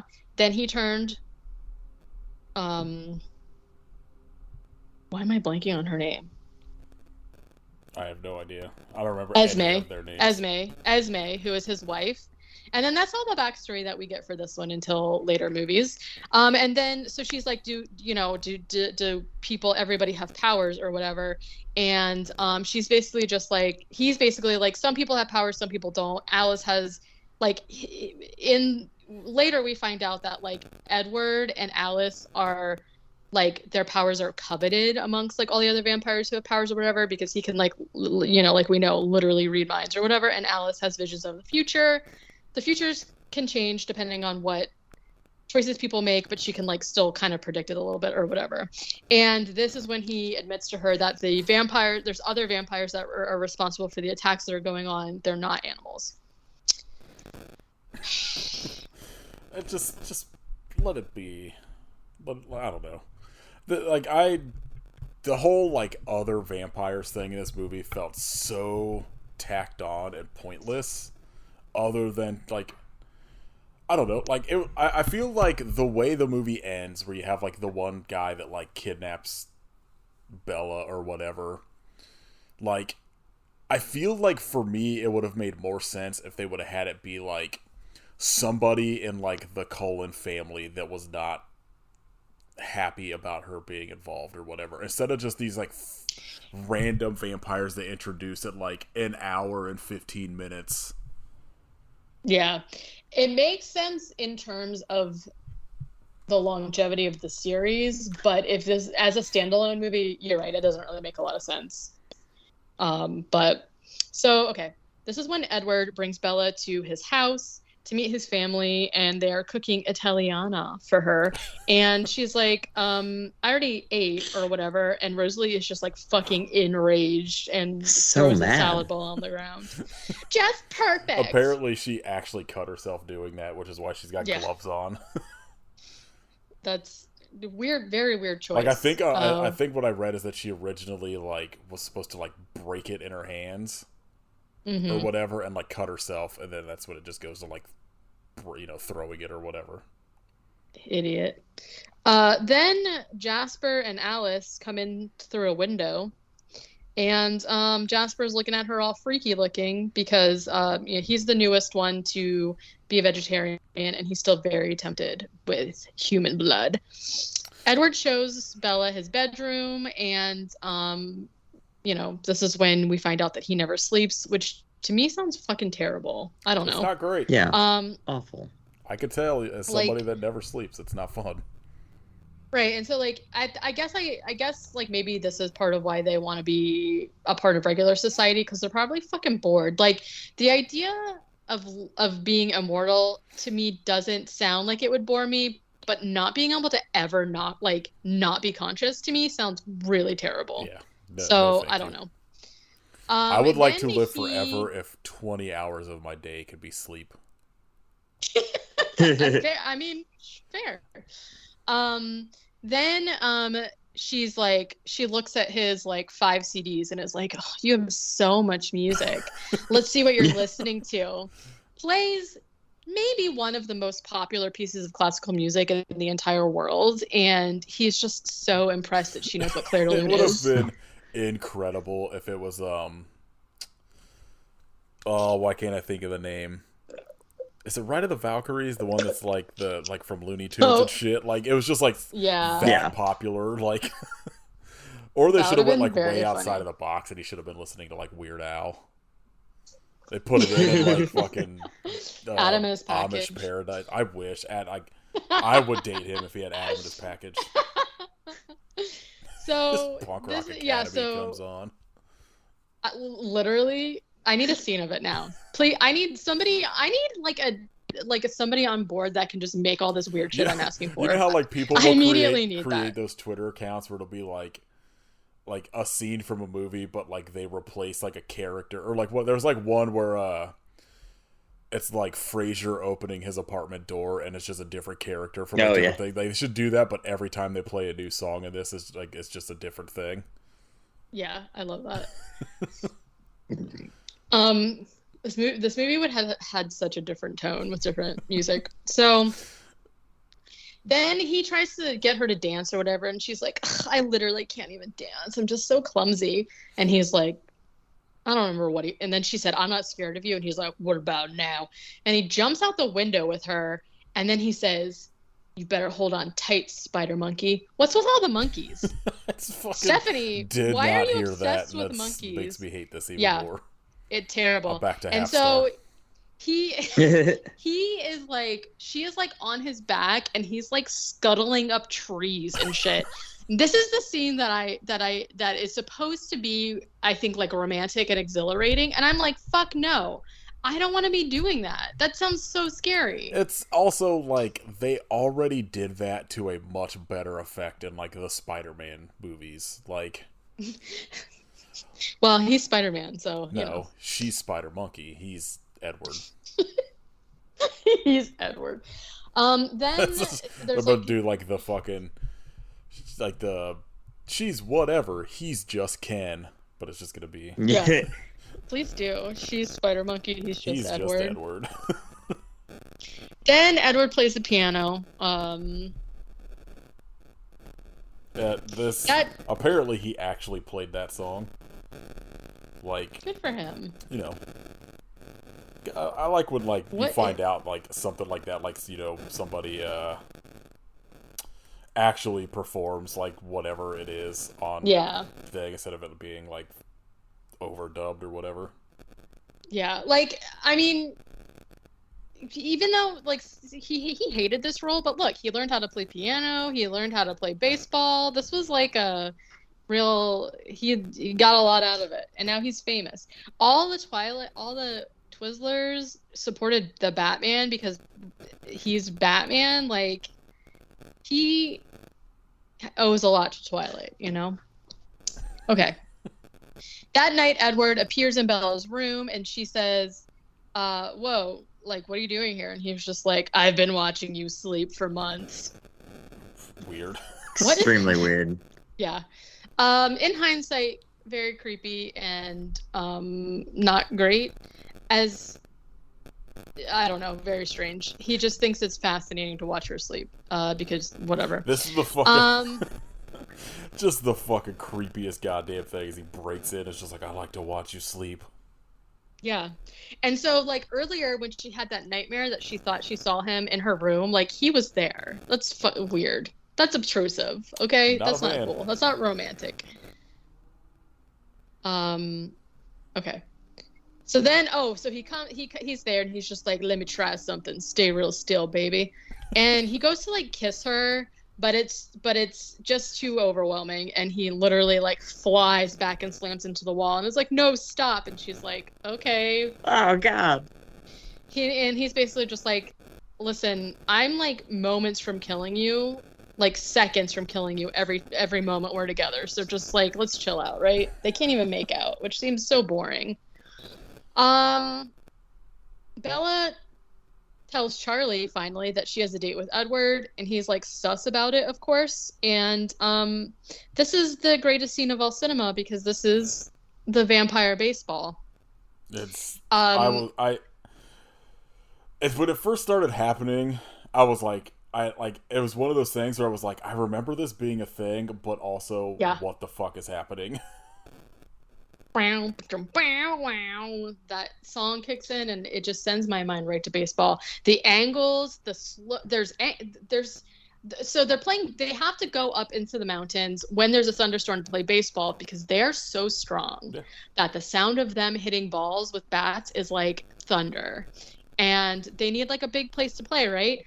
There's angles, there's slow-mo, there's speed ups, there's my monkey man. It's just like everything you could ever want. What a fucking incredible like thing to write into your book / movie is that they can only play baseball during thunderstorms. I'm convinced that she had this idea only and then wrote a series around it. It makes sense. Like, right? It'd be fucking and amazing. one of my favorite, I'm like a Lord of the Rings guy when they're like, you know, he broke his toe when he kicked that helmet, right, for Twilight. There's a scene where in this where Emmett and Edward go for the same ball and they like jump up in the air and collide or whatever, and they land on the ground, and they left this in the movie. I don't know if they didn't notice it or not, but there's like the scene where they like fall down on the ground and Robert Pattinson like flicks Emmett off, which is like totally breaking character. And apparently it's like one of the only times that Robert Pattinson ever broke character, but it was for that. And he's like laughing, and it's like so funny that they just like left it in there. Oh, yeah. Anyways, good filmmaking. Then they're playing, they're just like, whatever, they're having fun and whatnot. But then in the middle of it, there's an evil guitar riff that's like, wow, wow, because Victoria, James, and Laurent have arrived. They come like gliding into the scene together like a fucking rock band, like, and they're just like, oh, hey, and Laurent has their baseball, and it's just like room for 3 more or whatever. And then they're like, well, hey, oh, by the way, like, are you guys the ones that are like killing all the people in our territory? Because it's kind of like not cool. It's not a good look for us. And they're like, oh, sorry, we didn't know you lived here. We're just passing through. Like, don't, it's fine. are bad. Like, do you want to play baseball? And then they're just like, kind of weird, but they're like, yeah, okay, fine. Some of us were leaving. So they're about to just like, it's about to be fine, but then a gust of wind comes and blows the scent of Bella's hair to James, and he gets a big whiff. I love like when they show up and he's like, put your hair down, as if just her hair covering her neck is enough to stop these creatures. They'll never know that can smell the blood in your body. Yeah, I don't know what the idea was with that. But then he gets a whiff, and James is like, "You brought a snack." And then my favorite thing is that everybody crouches down and starts hissing at each other, which I think is such a weird stereo. Like, why? I mean, I don't know. I do that when I meet new Why is people. that a thing? Yeah. So, listen, Carlisle's like, listen, like, she's with us. She's not a snack. Like, let's just, like, everybody leave and go on our way. Like, it's fine, right? So Edward takes Bella and then is just, like, fucking jamming through the forest in his, like, Jeep. Because, like, all in a frenzy. Like, we got to get out of here. We got to get out of here. And she's like, what the fuck is going on? Everyone's freaking out.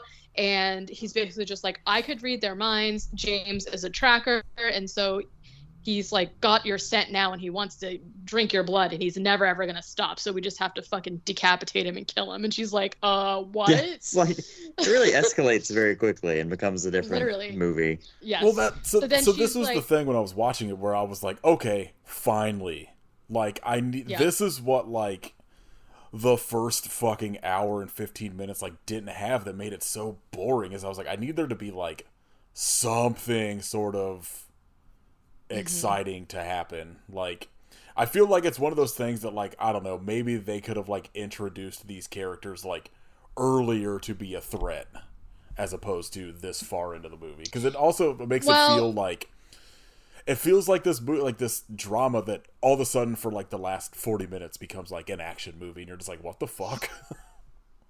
So they technically do introduce them earlier. If you've seen it a few times, the very, very first scene where Bella's like, whatever the fuck, dying for people, you see James grab that deer in the very beginning. But if you don't know what's going on in the movie, it's just like, so they do, but they like hide them more. I get that. What I'm saying is, like, I think they should have been introduced earlier in the movie as like the threat to Bella. Oh yeah, I got you. And like that way, there's fair. like, I like it. The first hour and 15 minutes of the movie, that it feels like there's no real, like, it's just, it almost feels like a fucking shit. I can't think of the term of those movies now. That like I don't know. It just feels like one of those things where there's like no stakes or anything to the movie. You're just sort of like watching a love story, but I'm like, there's vampires, so something's got to happen, and it just takes too long to get to it. It could have been one of those things where, like, I don't know, instead of like the random dudes at the bookstore, like maybe it's like one of these vampires or some shit, you know? Yeah, I mean, that's fair. That's why I was saying, like, when I was like taking notes, I was like, yeah, kind of nothing happens, and I should have picked a later movie, but I feel like I didn't want to just like have there be no context for what and the baseball, like literally, yeah. So, and I needed you guys to realize that the boner aspect of it, because I couldn't just like spring that on you in the third or fourth, you know. You're never gonna be able to watch this movie again without just. I'm gonna watch it immediately. I think it's even better now.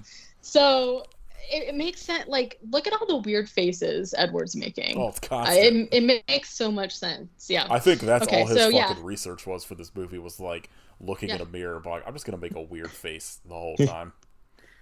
Constipation faces. I've learned from Lance Henriksen that this is what method acting is just do weird things. Making faces. Yeah.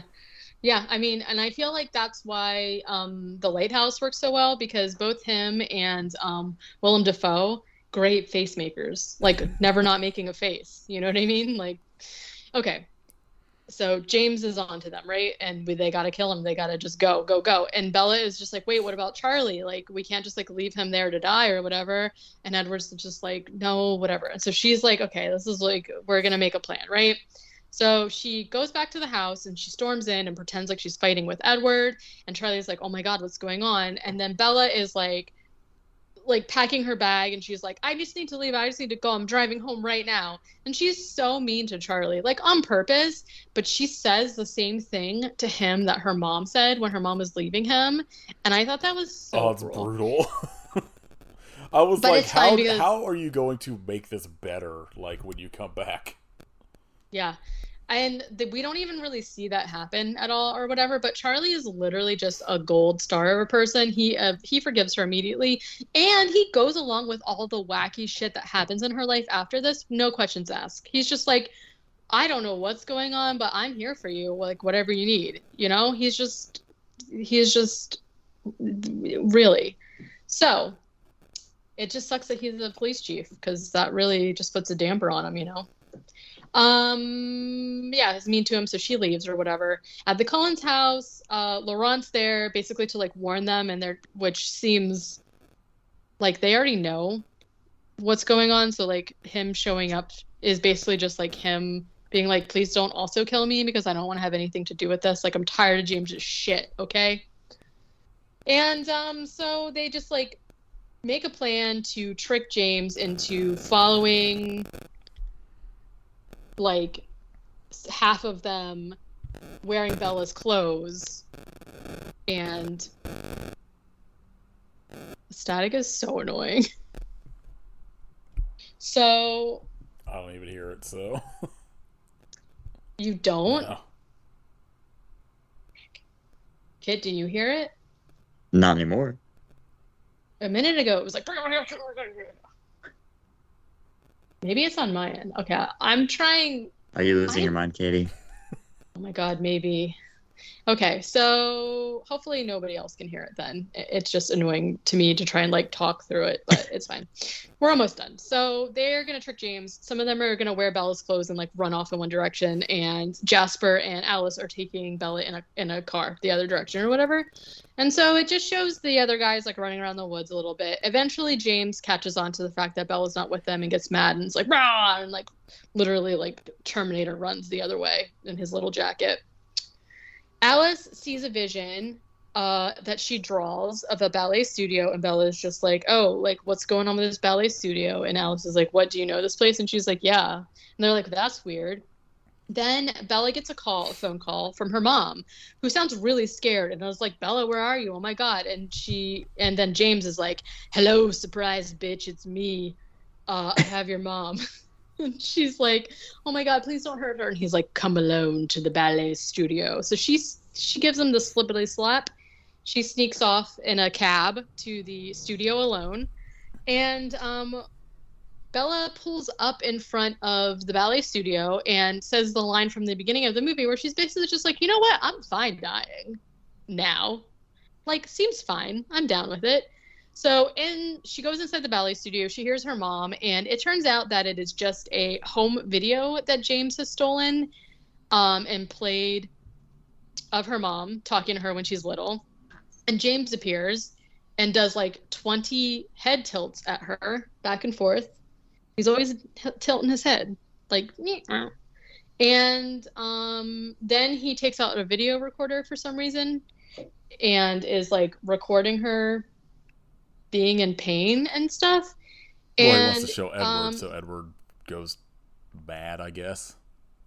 Which, like, he's gonna be mad either way. But just for a little extra something, he stomps on her leg and breaks it in half, which just, it wasn't very nice. Then Edward shows up and pushes him out of the way, and then they have like a little vampire fight, where they're like slamming each other into windows and the floor and like whatever. Bella in the heat of the battle gets bit and is like freaking out because it hurts. I imagine it would. There's like one of the whole like tropes to the vampires in this is that their like bite has venom in it, and so like sure, why not? Snake virus.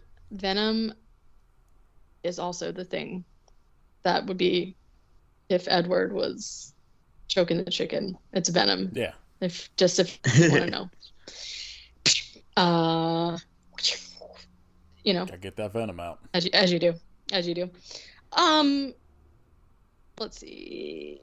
Oh yeah, she gets bit. She's freaking out. She's like laying there, like, hyperventilating or whatever. And then Edward like slams James up against a pole and takes a big old chunk out of his neck, just like bites it and spits it out. Just all right, it's heating up here, right? And this is when everybody else shows up, and basically like Bella's laying there dying. So Carlisle and Edward go over to like try and help her. She's got like a piece of glass in her thigh that she pulls out like a fucking idiot, and so she starts bleeding out all over the place. And Alice like can't stand being around the smell of her blood or whatever. And then they're like, hey, go take care of James. So Emmett and Jasper start a fire from ripping up the floorboards, and then they hold on to James, and Alice just comes over and snaps James's neck. And then they throw his body in the fire and literally dance around it. Cool.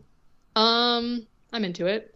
So yeah, Bella's bleeding out, and Carlisle is just like, Edward, you have to change her now. Like, she's gonna die. Like, you have to make the choice now.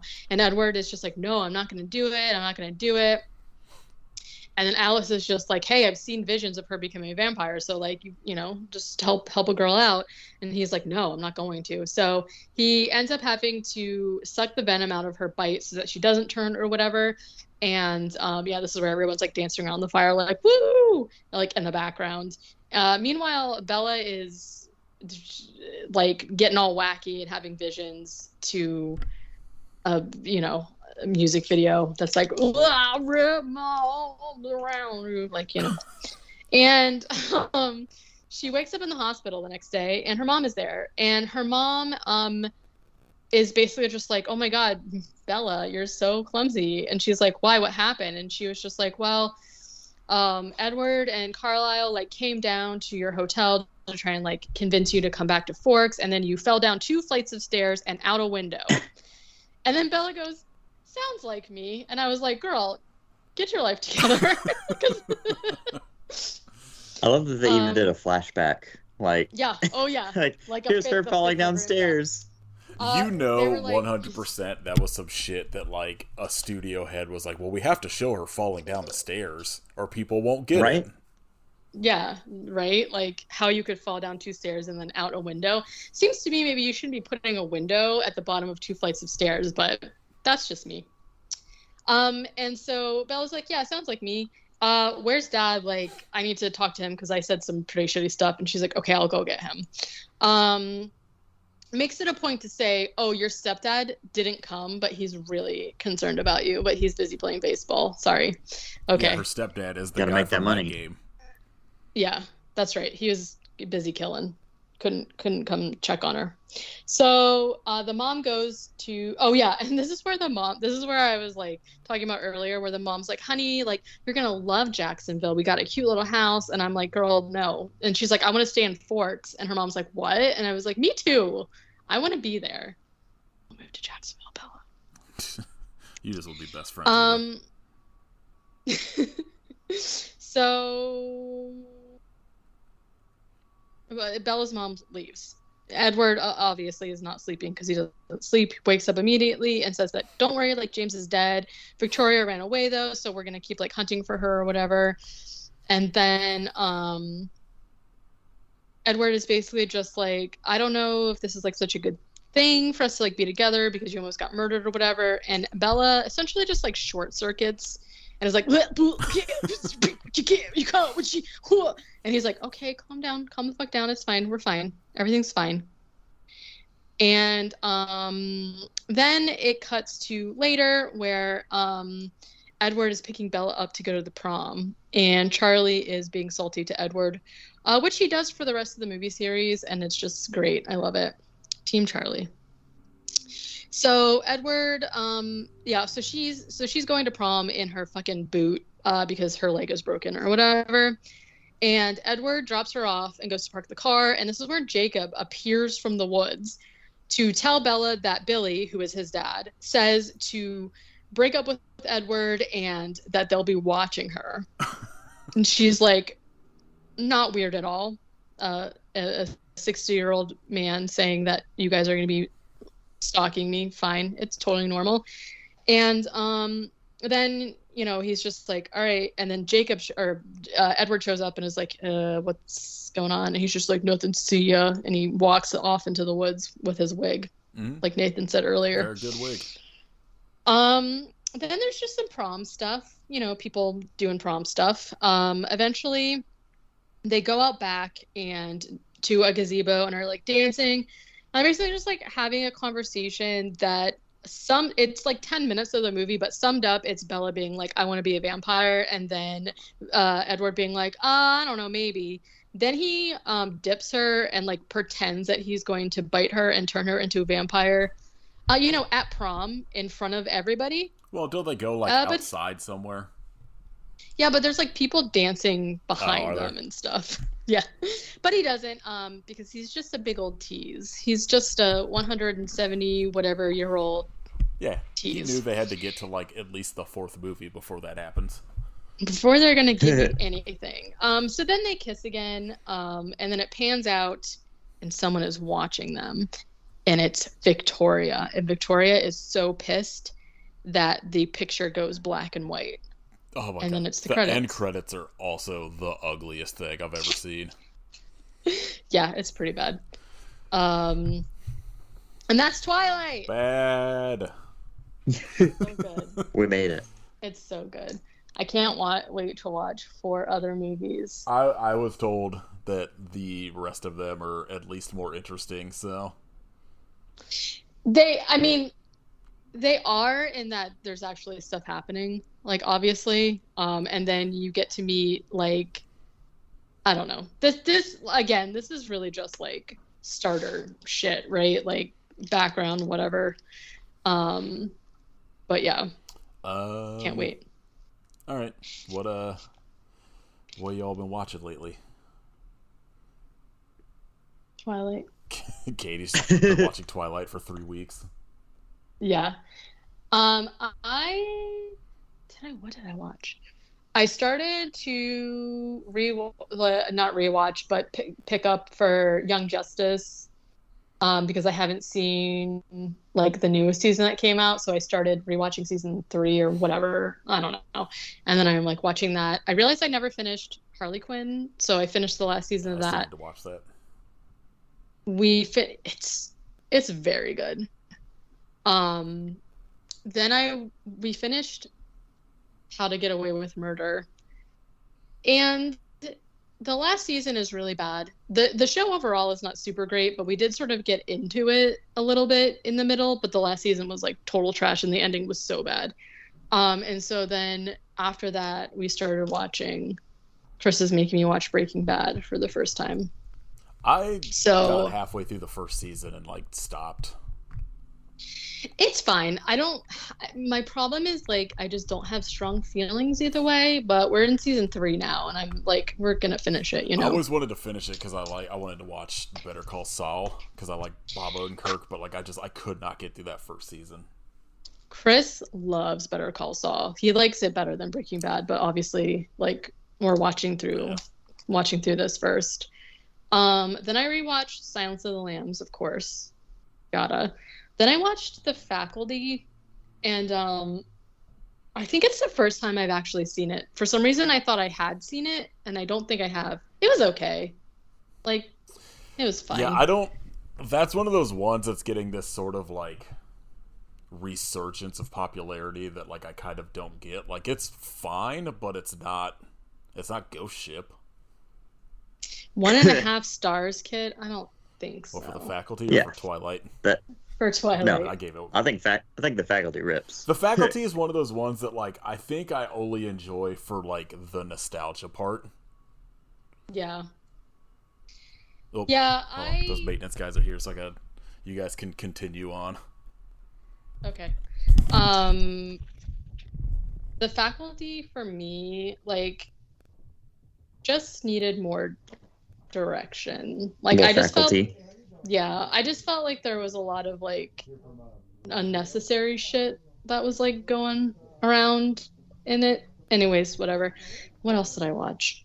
I feel like I was watching an alien thing. Oh, you know what I've been watching actually is I discovered an Unsolved Mysteries channel on our TV, so I've been watching just a lot of Unsolved Mysteries. Just nonstop unsolved mysteries. Like pretty much actually.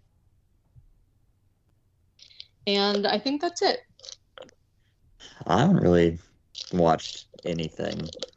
I think like literally the only thing I've watched like that's new to me is Avengement.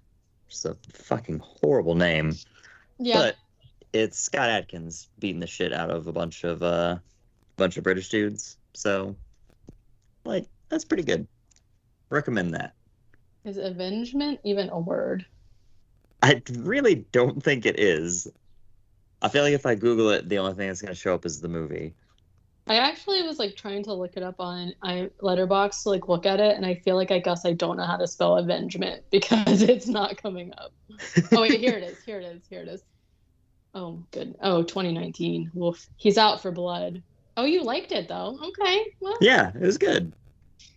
that reminds me of this is a really long story, sort of for what I'm trying for what I'm so there's have you heard of Naruto?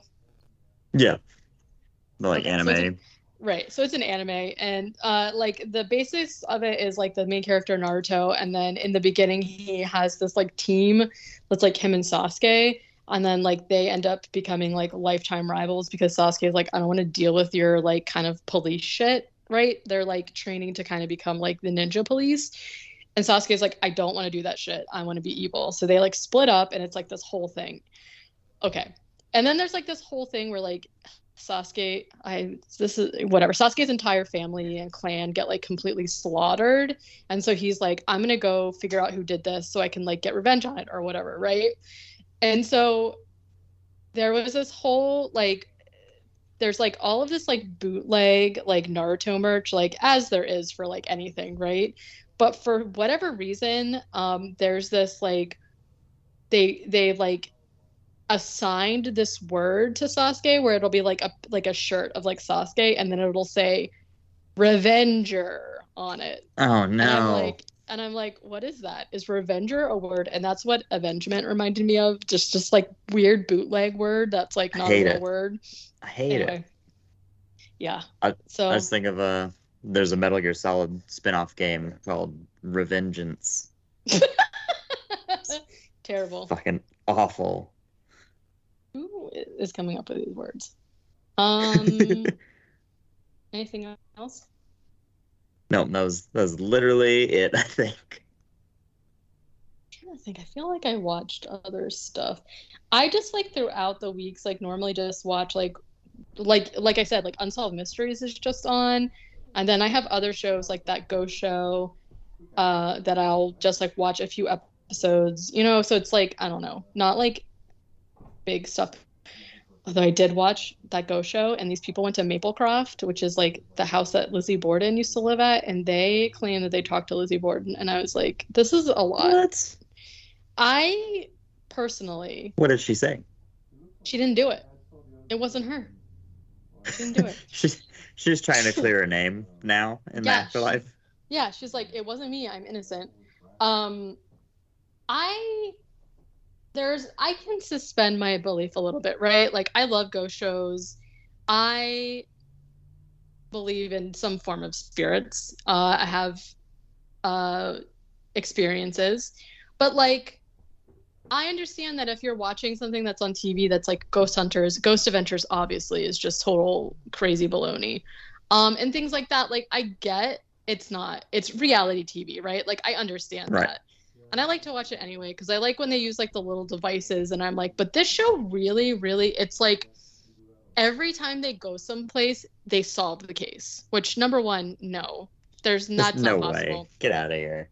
Every time that they use an EVP, which for somehow if people don't know what that is, it's basically just like a recorder that they like play and then it's supposed to like pick up voices. Almost every single time they do an EVP session, they get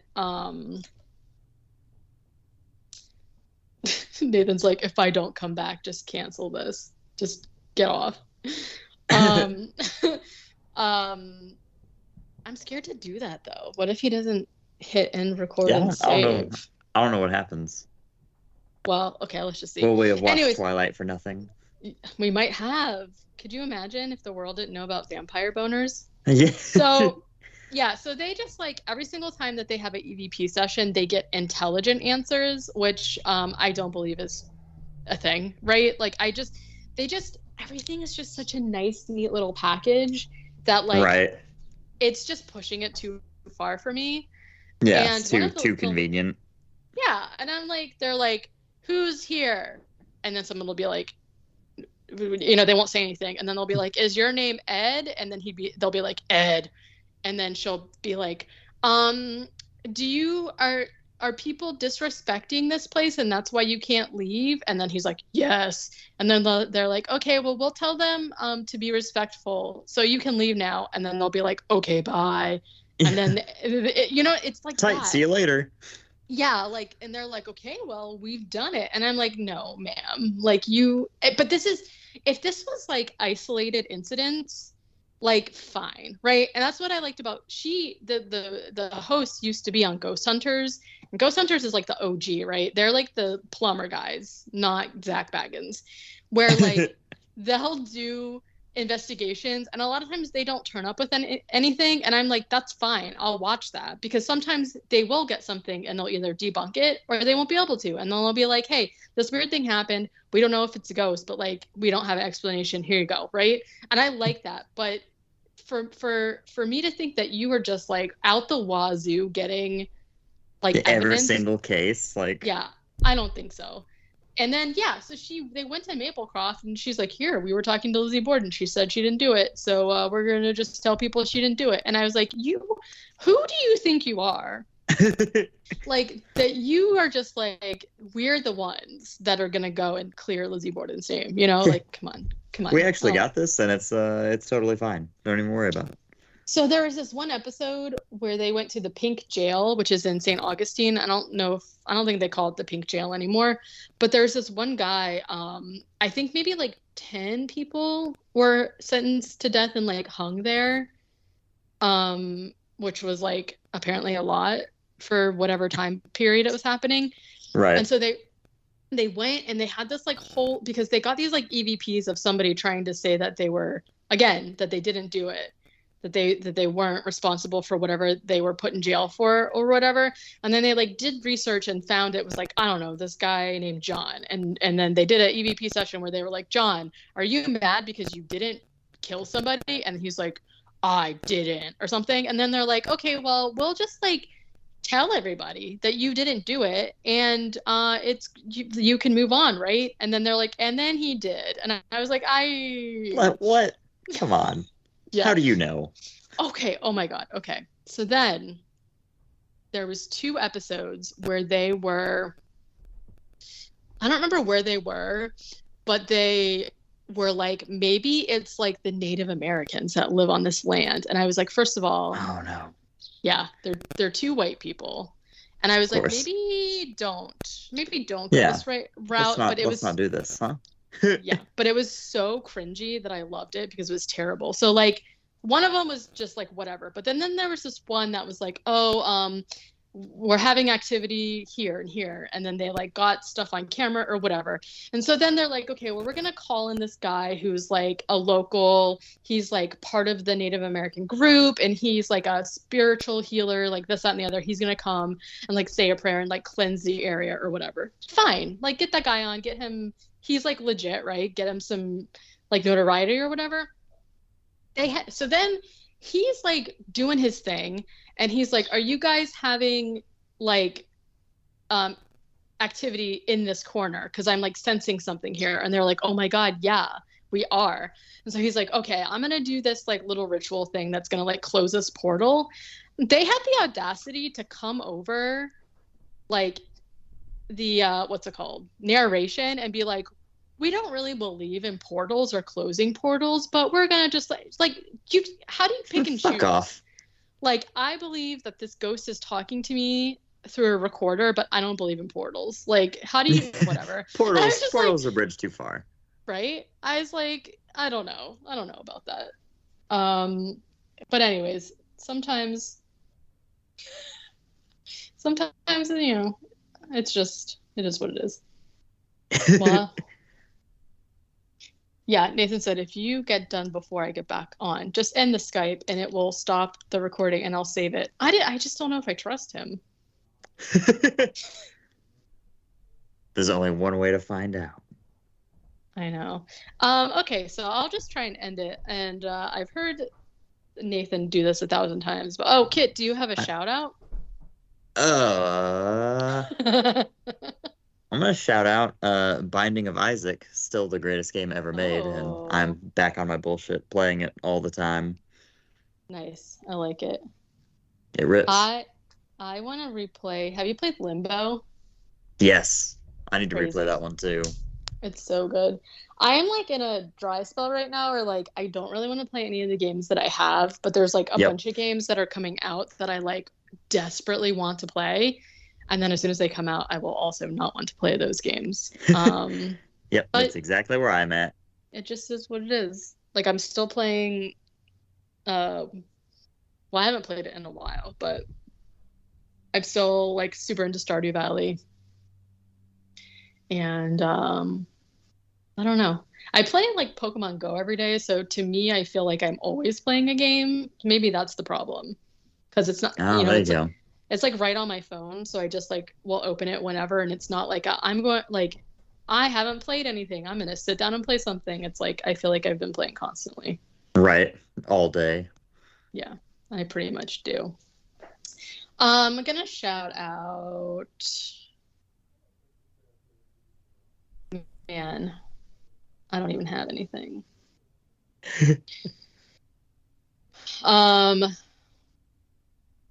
Twilight. I meant to bring up earlier when Nathan was talking about how we were talking about how like they came out with Twilight and then they just like never came out with anything after that, and that's not totally true. They came out with a book. I was living in California, so it was like 2 years ago. That is called Midnight Sun, and it's basically the original Twilight, but retold from Edward's perspective. Yeah. And I bought it and I read it and it wasn't great. But you know what? Good for her for trying something different. Didn't it get delayed too because it was since Twilight's like a spinoff of 50 Shades of Grey or whatever. 50 Shades of Grey did the exact same thing and it came out first? I thought 50 Shades of Grey. There's 50 Shades of Grey is a spinoff of Twilight. Yeah, you're right. But they. My question is how. I have read no 50 fucking Shades of idea. Grey, and I refuse to because I'm like not really. It extremely sounds like not my thing, and I'm very curious how, because it was like not even a spin-off, it was a fanfic of it, and I want to know how, like. Oh, Nathan said 50 Shades of Grey started as a fan fiction between Bella and Edward, and they changed the names, but like from what I just don't see, I just still don't, it just like doesn't compute to me. Yeah. But anyways, maybe. I read a thing that said that Stephanie Meyer like gave Robert Pattinson Midnight Sun to read, like I think when they were filming the movie. So I think that she's had drafts of it for like as long as 15 years, and it just came out like 2 years ago. Which seems like a lot of time considering the final ending of product. But you know what? If she comes out with an Edward version of every single one of the books, I'll read it. Oh my God. Even New Moon, which Edward's barely in it. Do I want to know what he was doing after, like, during that time? Absolutely. It'll be like, I don't know. I just don't know. So we'll see. Okay. So, well, here we are. Twilight episode. If anybody thought it was going to happen, it wasn't me. I'm excited and elated to watch the other ones because it's just so wacky. I think it's not, you're not going to like it, but I think you will appreciate that it's wacky because you guys like wacky stuff. So I think we'll get there. So yeah, if you want to support us, you can join our Patreon at probably patreon.com/I hope you suffer podcast, which I should know because I changed the name to it, but I don't remember. And you can buy our merch at Stork Frontier. There's a Morbius shirt. Nathan requested a Twilight shirt, so there will be a Twilight shirt at some point. Yeah, there will be. Maybe not when this episode comes out. Okay, he's back. We did it. Kit and I really rallied together and talked for 10 minutes. So about Naruto. About Naruto. Thank God I was not here for that. I can't wait for you to listen to what happened. So yeah, you can leave us a rating and review, and I want to know, Team Edward or Team Jacob? Team Belub. Team Belub. Do you want to know what I watched real quick? Yes. Welcome back. What did you I only watched 2 things that weren't really like rewatches, but I watched Roadhouse for the first time. Oh, okay. Pretty good. I would like to watch Sam Elliott punch drunks in the face a lot. Let's be more movies with like naked Tai Chi in it as well. And I watched Unbearable Weight of Massive Talent finally. And it's so fucking good. Pedro Pascal killing it. The best. Yeah, he's really having his moment right now. Yeah, it's delightful. It's deserved. All right, you can finish your end of the episode spiel for me. Yeah. Are you Team Nicolas Cage or Team Pedro Pascal? Oh, that's impossible. You gotta be team both. Yeah. You can follow Kit at some follows that are impossible to remember. Yeah, just type in Kitrification of Blood and hidden Kitstery. Hidden Kitstery. Just put in like a blood incantation with the word Kit, like a blood incantation. Just like probably find him. Try any combo. I'm sure Kit seems like the kind of person that would have secret accounts. No, that's the one account is entirely too much. And you can follow me at WerewolfFace, and you can subscribe to my Patreon, which is patreon.com/werewolfface.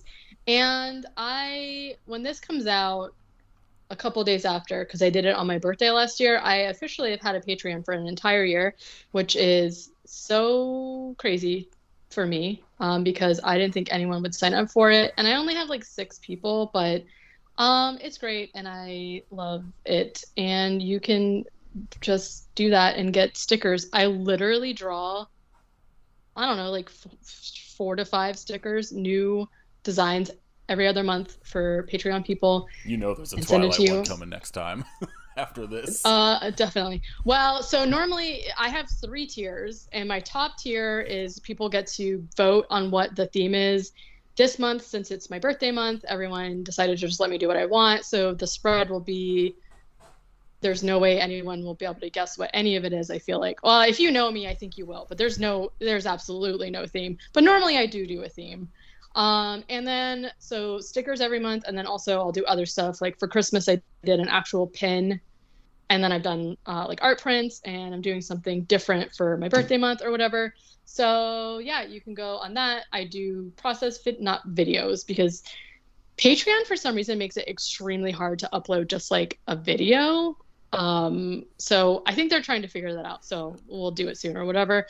But progress pictures of stuff, almost everything that I make. Mostly it's crochet right now, but hopefully that'll change soon. And then stuff that I don't even post ever too is on Patreon. So come on over. What else do we say?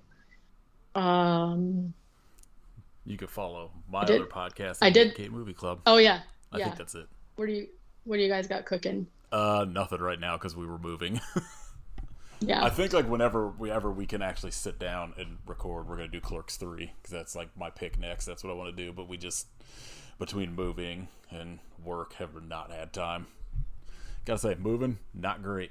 Auntie shout out. Yeah. Moving continues to be terrible. The worst. It's fucking so shitty. I hate it. So buried in boxes right now. yeah, so that's it. Happy birthday to me. Yay! Everyone Happy can 107th birthday to Katie. thank you. It's been hard since I died during the Spanish influenza, but you know, things have really been looking up recently. Um, what are we doing next week? Spiders? Spiders. These guys coming back. You figured out. Oh my god. No, come back and cancel this. He's coming back. I love the idea of like trying to record around people being in our house. Like we should all do that and just see what happens. Oh God. What year was Spiders from? 2000. I think maybe just 2000.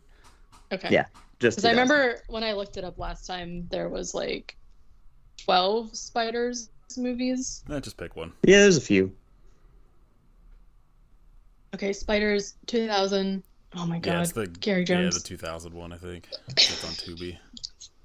It's a banger. Oh jeez. All right, get ready for some spiders. All right.